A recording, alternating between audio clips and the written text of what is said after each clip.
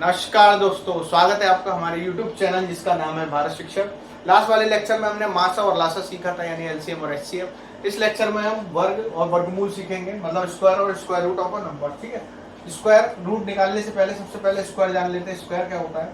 Square किसी number का निकालने के लिए, मान लीजिए 5 है तो 5 का स्क्वायर निकालने के लिए 5 का 5 में दोबारा गुणा करना ही उसका स्क्वायर कहलाता है। ठीक है, 7 है, 7 का 7 में दोबारा से गुणा होना ही उसका 49 आंसर जो है वो इसका स्क्वायर कहलाएगा या वर्ग कहलाएगा। 12 है, 12 का 12 में गुणा करेंगे जो उत्तर प्राप्त होगा वही उसका स्क्वायर हो जाएगा।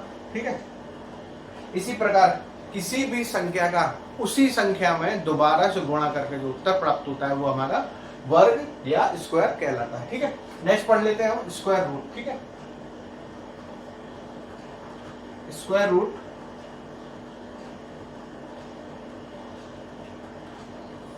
निकालने के लिए सबसे पहले क्या करेंगे?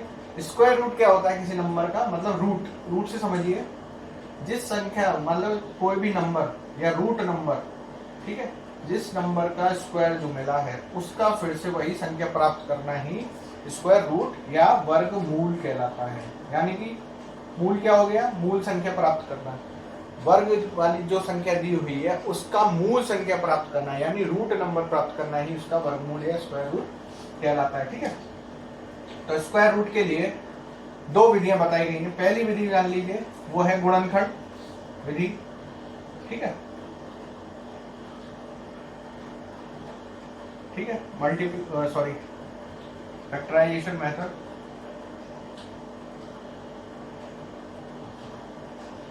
ठीक है, तो इस गुणनखंड विधि में निकालने के लिए बहुत आसान तरीका है, लेकिन लेंथी पड़ता है, इसलिए थोड़ा इसको इग्नोर करते हैं। लेकिन गुणनखंड विधि जान लेते हैं कैसे निकालते हैं। मान लीजिए कोई नंबर है अपने पास 324।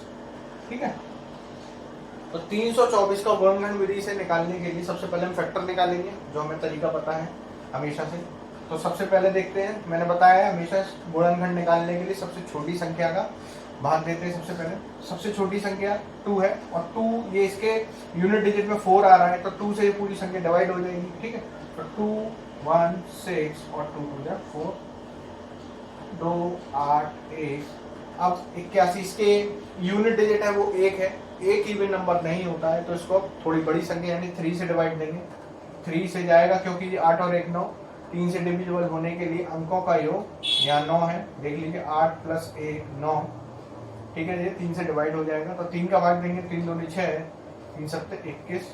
फिर 3 से डिवाइड देंगे, 3 9 27। फिर 3 से डिवाइड देंगे, 3 एकम 3 3 9, फिर देंगे 3 एकम।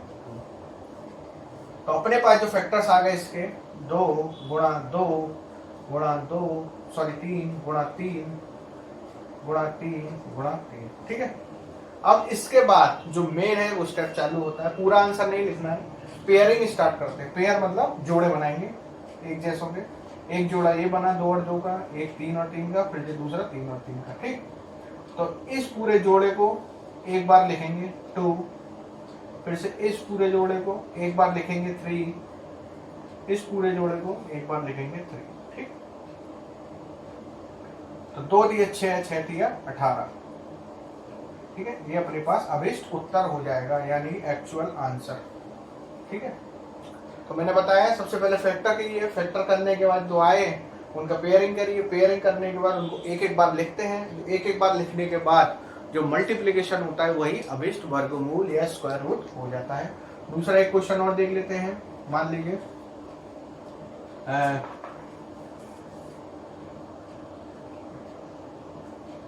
225।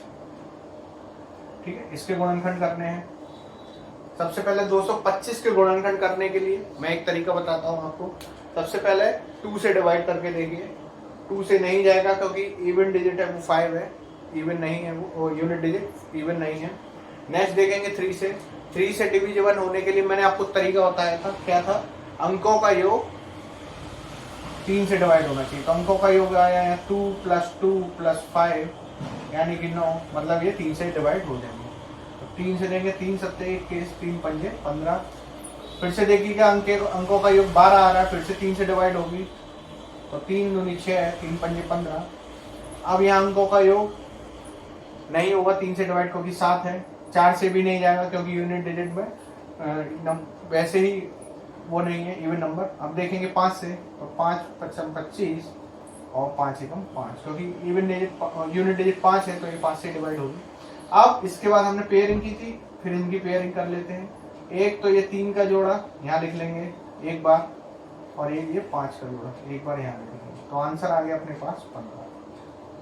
ये फैक्टराइजेशन मेथड है, ठीक है। सीधे सीधे उनके फैक्टर करिए, फिर पेयरिंग करिए, अभिष्ट उत्तर आपके सामने आ जाएगा। ये पसंद आया होगा आपको मेथड। दूसरा मेथड देख लेते हैं, वो है भाग मेथड। वो थोड़ा शॉर्ट में पड़ता है, लेकिन उसके लिए समझना बहुत ज्यादा जरूरी है। दूसरी विधि है भाग विधि, डिवीजन मेथड। भाग विधि, ठीक है। इसको निकालने के लिए सबसे पहले नंबर को लिख लेते हैं। मान लीजिए 225 है, ठीक, और इसके ऊपर जो साइन बनाएंगे हम, ठीक है, इस तरह बनाएंगे। अब भाग देने के लिए सबसे पहले मेथड निकालने के लिए या स्क्वायर रूट निकालने के लिए पेयरिंग स्टार्ट करते हैं। पेयरिंग हमेशा राइट साइड से होगी, राइट साइड पेयरिंग करेंगे, मतलब सीधे हाथ की तरफ से पेयरिंग करेंगे। तो ये इधर से की एक पेयर, अब ये 2 अकेला है तो इसको ऐसे ही रहने देंगे। अब जो अपने पास नंबर है उसका उससे छोटी, मतलब 2 है जैसे मान लीजिए, तो ऐसी संख्या का उसी संख्या में गुणा करके देखेंगे जो 2 के बराबर या 2 से छोटी हो। मान लीजिए 1 है, 1 का अगर हम 1 से गुणा करेंगे तो अपने पास उत्तर क्या आएगा 1, ठीक, ठीक है। अगर 2 से 2 में गुणा करेंगे 4, वो 4 लेकिन 2 से बड़ा हो जाएगा, इसलिए 2 से 2 में गुणा नहीं करेंगे। मतलब जो संख्या हम ऊपर ले रहे हैं वही नीचे लेंगे। उन दोनों का मल्टीप्लिकेशन जो अभीष्ट संख्या है उससे छोटा या उसके बराबर आना चाहिए, ठीक है। अब इसके बाद कुछ नहीं करते, ये 2 है, इसमें से इसको घटा देंगे, सीधे सीधे 1 बचेगा। नेक्स्ट जो अपना स्टेप है उसमें क्या करेंगे, जो पेयर बनाया था हमने नेक्स्ट वाला, उसको सीधा का सीधा नीचे उतार देंगे, ठीक। नेक्स्ट स्टेप में जो अपने पास संख्या मल्टीप्लिकेशन किया था 1 और 1, ठीक है, इन दोनों का जोड़ यहाँ लिखा जाएगा, तो 1 और 1 प्लस होके 2 हो गया, ठीक है। नेक्स्ट स्टेप में क्या करेंगे, यहाँ पर जैसे यहाँ 2 लिखा है तो 2 का इसमें भाग देखेंगे कितनी बार जाता है। अब जैसे मान लीजिए मैं 2 का स्टार्टिंग की 2 संख्या में भाग दूंगा तो 6 बार जाएगा, तो उस 6 को एक बार यहाँ लिखेंगे, एक बार यहाँ लिखेंगे। अगर बड़ा आएगा तो फिर दोबारा देखेंगे, उससे छोटी संख्या लेंगे मल्टीप्लिकेशन, तो इस 6 का इस पूरी संख्या में मल्टीप्लिकेशन करेंगे, तो 26, 6, तो 6 से 36, 6 दूनी 12, 15। इससे बड़ा आया है तो उससे एक छोटी संख्या लेंगे, मतलब 5 यहाँ लेंगे और 5 यहाँ लेंगे। फिर इस 5 का इस पूरी संख्या में मल्टीप्लिकेशन करेंगे, तो 25 का मल्टीप्लिकेशन 5 से होगा, तो अपने पास 25, 5 में 10 और 2 12, ठीक है। ये 125 इसके बराबर आ गया, तो 5 और 25, ठीक है, इसका मल्टीप्लिकेशन हो गया है 125, और नीचे बचा शेषफल में 0, ठीक है। तो अपने पास जो ऊपर आता है वही हमारा एक्चुअल आंसर होता है, तो 15 हमारा एक्चुअल आंसर हो गया, ठीक है। दोबारा समझते हैं इस मेथड को।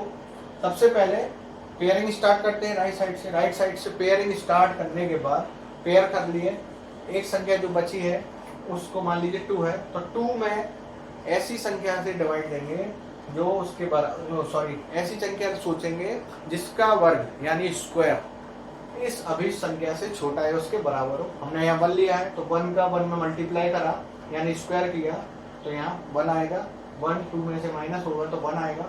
फिर क्या करते हैं, नेक्स्ट स्टेप में जो अपने पास पूरा पेयर है वो यहाँ उतार लिया जाता है, तो ये 25 पूरा यहाँ उतार लिया। अब क्या करते हैं, इसके बाद ये पहली संख्या थी जो हमने मल्टीप्लाई की थी, उन दोनों का योग यहाँ आएगा 2, ठीक है, ठीक। उसके बाद 2 लिखने के बाद इसमें भाग स्टार्टिंग की 2 संख्या में भाग देके देखेंगे कितनी बार जाएगा। तो 2 का भाग हमने 6 बार दिया था, वो पूरा गया था, लेकिन मल्टीप्लिकेशन किया था जब यहाँ 6 और यहाँ लिखने के बाद उससे बड़ा आ रहा था, इसलिए हमने 5 लिया, 5 को यहाँ लिखा, 5 को यहाँ लिखा। इस 5 का इस पूरे 25 में मल्टीप्लिकेशन किया 125, जो इसके बराबर था, ठीक है। फिर इसको लिखने के बाद ये आ गया अपने पास और शेषफल में 0। तो अपना अभीष्ट उत्तर जो होता है वो ऊपर लिखा संख्या होती है। ठीक है, नेक्स्ट क्वेश्चन देखते हैं। नेक्स्ट क्वेश्चन है अपने पास 196, इसका हमें वर्गमूल निकालना है। सिंपल मेथड मैंने बताया था। सबसे पहले राइट साइड से पेयरिंग स्टार्ट करिए, बचा हुआ नंबर लिखिए।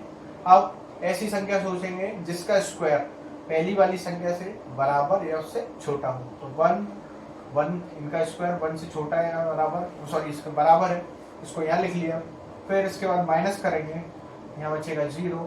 नेक्स्ट स्टेप में हम पूरा का पूरा स्टेप जो है अपने पास वो पूरा का पूरा पेयर उतार लेते हैं। इसके बाद क्या करते हैं, जो हमने स्क्वायर किया था जिस नंबर का या मल्टीप्लिकेशन किया था आपस में, उसका जोड़ यहाँ लिखेंगे, तो यहाँ लिखेंगे 2।